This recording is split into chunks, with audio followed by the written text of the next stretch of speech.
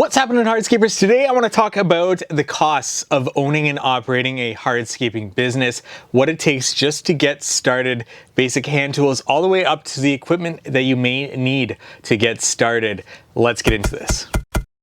We've done a hardscape tool video. I'll link that in the description below, but we'll be showing some of it in this video. And what I'm going to do is go through the different hand tools all the way up to the smaller equipment that you're going to need to own and operate a hardscaping business. And perhaps this is going to shine a light on those wanting to get into the industry and wanting to get going, as well as shine a light on why it costs so much to have hardscape projects completed with high quality on your own property. Down below, we're gonna keep a running total of what that is going to cost you with everything in US dollars, just to make that very clear. And this isn't gonna be super accurate, it's just meant to give you a good idea of what it's gonna cost you just to get started, at least from the avenue that I took, from a low overhead, but I need those hand tools to get started, all the way to you're starting to do those design build projects. So we'll keep a running total in this corner here. You'll hear the cash register ring. Every time we talk about something, it'll be added up in that corner. And we're gonna blaze through the hand tools right now. All right, PPE, we've got a first aid kit, we've got dust masks,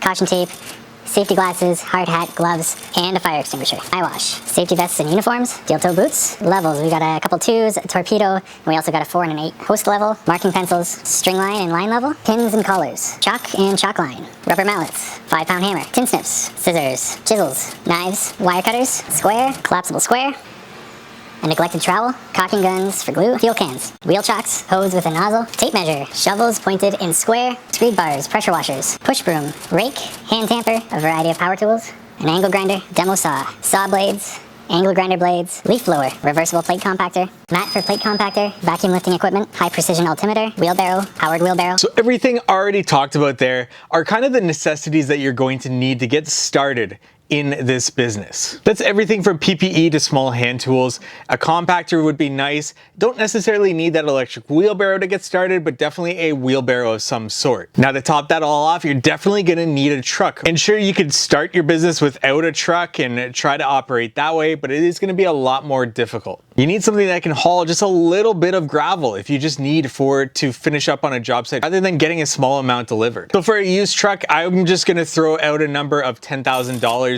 to get started with a beat up used truck. But depending on the truck, you could be looking upwards of $100,000 really, if you're buying new and you want a larger truck for the job. And then you're either looking at something to haul material, like a dump trailer just to get started, and maybe you're looking at around $5,000 for that. And then you're getting into the actual heavier equipment, like a mini skid steer to get started, or a mini excavator. Either way, I'll just throw out a price tag of about $50,000 for that. And those are definitely the larger ticket items, but they're almost a necessity. At least the truck is, just to get started, and eventually you can work your way up into saving for those other pieces of equipment in your business. Now, I myself still rent most of my larger pieces of equipment. A lot of personal reasons that go into making that decision for myself and why I actually rent.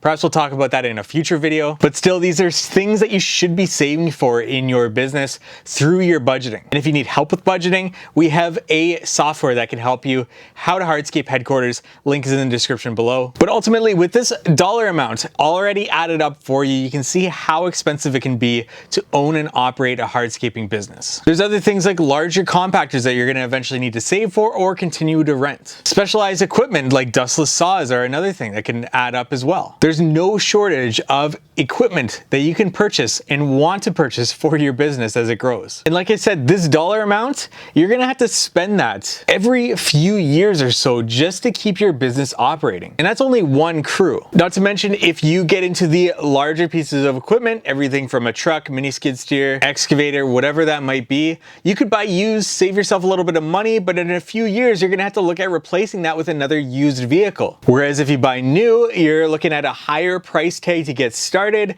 It's gonna last you a little bit longer than that used vehicle or piece of equipment, but it's still a larger initial investment. Good thing is, with those larger pieces of equipment, you can get into renting before you actually own that piece of equipment. And let's say you're in a northern climate like myself, where you get maybe 32 weeks out of a year to work. You get 5 days per week. And let's just say you work 10-hour days. That's 1,600 hours that you have to recoup this dollar amount. Add on top of that the labor and the materials that go into every project, and not Not to mention the profit that you need to earn for your business, because as a business owner, you're taking on risk. You should definitely be making more than 8% return on a business that is taking up your time, your sweat equity, as well as the risk that you take on as a business owner. It's not worth it if you're not making more than 8% profit for your business, and that's over and above what you're making as a salary as an owner. So add in the materials, the labor, and the profit necessary to keep your business moving.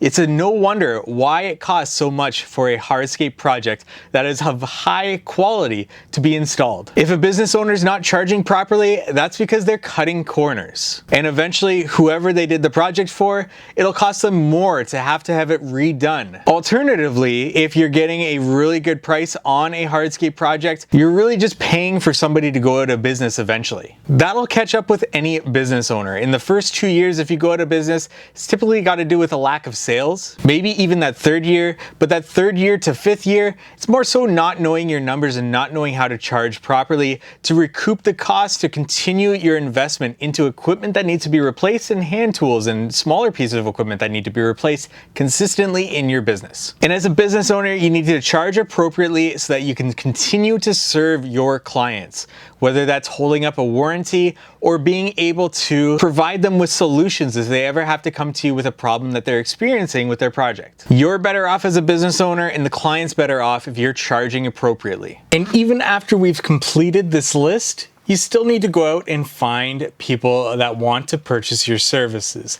That means marketing dollars spent. You need to create a contract and have that reviewed by a lawyer. You need to register your business. You need to register your vehicles. You need to get insurance. All of these overhead expenses all start to add up, and they're things that we haven't even discussed in being able to start your hardscaping business. We just covered the tools and equipment. Needless to say, there's many expenses that come with starting your hardscaping business. So make sure that you're setting up yourself for success, you're deciding on your budget, and you're estimating from that budget to ensure that you're recouping all of your costs in your business. And like I said, if you need help with that, we have a Hardscape headquarters software. What this is going to help you do is budget, estimate, and streamline processes in your business. If you want more information, link is in the description below, or leave a comment if you have any questions about this video or anything that you would add to it for equipment, for tools, or anything that you think I may have missed. Obviously, there's many more things that I could add in here, but just to keep it just as a startup business, hardscape business, this is the list that we've generated. Any other suggestions, leave them in the comment section below. Questions, like this video if you found it helpful for whatever reason, and subscribe to this YouTube channel for more hardscaping content like this. Thank you so much for watching.